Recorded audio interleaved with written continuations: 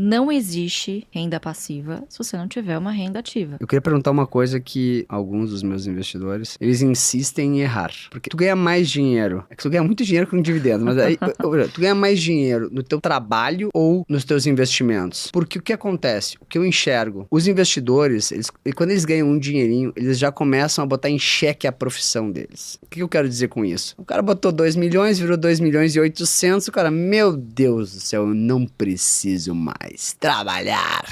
E eles confundem um pouco o dinheiro se ganha com o trabalho, não com o investimento. Eu queria que tu falasse um pouco sobre isso, porque isso confunde a cabeça de milhares de investimentos, de investidores. Não existe renda passiva se você não tiver uma renda ativa. O próprio Barsi, quando começou, ele começou pequeno, obviamente, mas o cara mantinha 4 empregos. 2 deles era só pra ele conseguir investir. Ele tinha 4 filhos, tinha que pagar pensão, tinha que se sustentar, sempre morou com a minha avó, então tirou ela do cortiço, comprou uma casa. Então, assim, ele não começou com milhões lá atrás, né? Ele começou com pouco, mas ele tinha 4 fontes de renda pra ele conseguir equilibrar todos os pratos ao mesmo tempo. E o segredo foi fazer consistentemente a mesma coisa por 50 anos.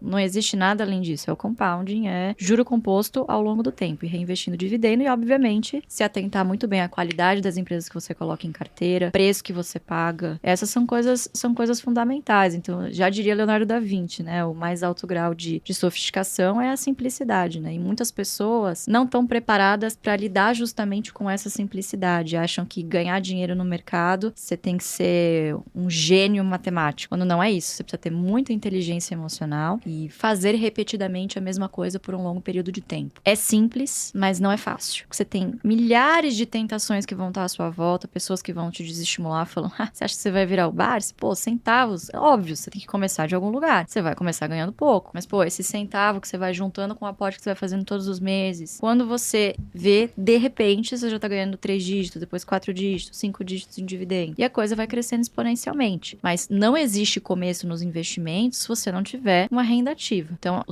o ideal é, obviamente, você ir evoluindo na sua carreira, profissionalmente. Obviamente, você também precisa gastar menos do que você ganha e aportar o máximo que você puder, pelo máximo de tempo que você conseguir. O segredo da bolsa é sobrevivência. Você precisa fazer tudo aquilo que vai aumentar a sua sobrevivência na bolsa. A questão não é você entrar no momento certo, sair no momento certo. Se você permanecer, você já vai estar muito melhor do que a grande maioria, do que a média. A maioria dos investidores, 95%, eles têm na cabeça de que os grandes investidores não perdem dinheiro, não erram. Quando, na verdade, esse é um jogo de ganhar e perder. E eu sei que o Barsi, né, ele falou já alguns dos erros dele, que virou pó. As ações viraram pó. Banco Nacional, né, virou zero, né? Então, foram americanas na vida do Barsi, né?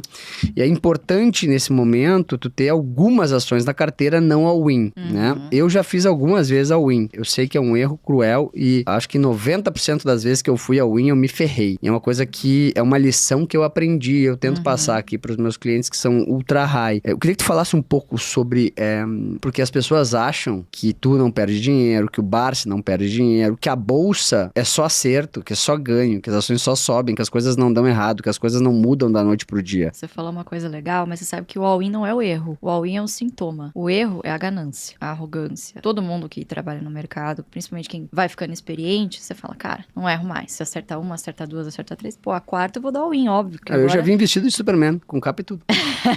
Então. Eu já vi. Pois é. Esse é o problema. O all-in é o sintoma. Então, de novo, você tem que se blindar de ter comportamentos que te tirem do jogo. A arrogância, o ego, é uma delas, né? E, cara, todo investimento, principalmente em bolsa em alta, né? Quando a bolsa tá em baixa, você fica muito mais humilde, né? Você vira conservador. Agora, lembra o que aconteceu lá em 2019? A narrativa que imperava é preço não importa. Compra qualquer coisa, qualquer preço. Se a empresa for boa, só vai subir. É lógico. Os caras começaram a falar de bolsa em 2016, que foi o fundo, pior época da bolsa possível. Assim, pior não, a melhor pra investir, né? Mas a pior pra se falar de bolsa em termos de narrativa. E aí é fácil, né? Você pegar um histórico de 2016, 2019, você fala, bom, qualquer coisa que você tivesse comprar em 2016, de fato, as coisas estavam tão comprimidas que, de fato, ia subir. Você começa a ver algumas narrativas que começam a incomodar. Então, essa do preço não importa é uma delas, né? A qualidade dos ativos não importa, coisas do tipo. Então, esse é um erro muito comum que você deve se blindar de cometer justamente porque ele te tira do jogo. A chance de te tirar do jogo é muito alta. Fiquei bem surpresa, inclusive, com aquele rapaz do Nordeste que colocou uma grana agora em Americana. 78 milhões. Cara, assim, é muito complicado, né? Porque isso começa a colocar no imaginário das pessoas algo do tipo, pô, esse cara sabe alguma coisa que eu não sei. Não é possível. Se ele botou toda essa grana, vou também. Vira uma aposta. A partir do momento que você começa a tratar o mercado como cassino, cara, a casa sempre vai vencer de você. Então, assim, você tem que se comportar. De novo, você consegue bater o mercado, sem dúvida nenhuma. Não é fácil, mas depende 80% do seu comportamento, 20% do seu conhecimento técnico.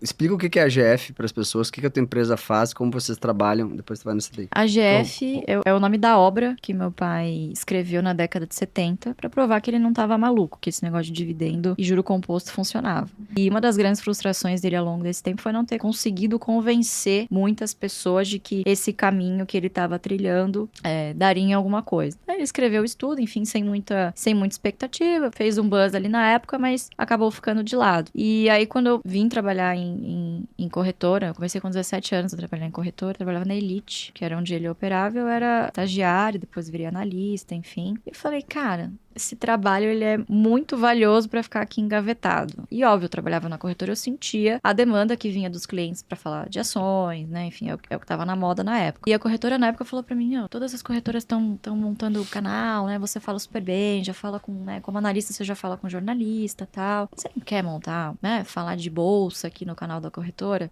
Eu falei, não, vou montar um para mim, né? Montar um para mim. E nisso meio que os astros se alinharam. Eu já conheci o Fábio e o Felipe de mercado, enfim, de muitos anos, também colegas de mercado. E, cara, as coisas se alinharam e a gente falou, vamos fazer um curso, vamos fazer alguma coisa, vamos criar um canal, vamos ver o que dá. Não teve business plan, não teve patrocínio, não teve nada disso. Inclusive, quando eu pedi demissão da minha carreira de analista, meu pai ficou louco. Ele falou, você tá louca? Vai viver...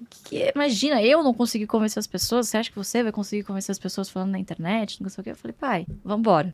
Vai dar certo, né? Porque eu fiquei 8 meses me dividindo entre analista e no canal lá no AGF. Na época era só um canal e a gente tinha um curso só, que era o Jeito Básico de Investir, que existe até hoje, tendo pra turma 17 agora, no segundo semestre. E assim, o negócio foi um sucesso. Eu falei, é isso, eu vou mergulhar de cabeça. E me dediquei bastante, praticamente só a AGF de 2019 até aqui.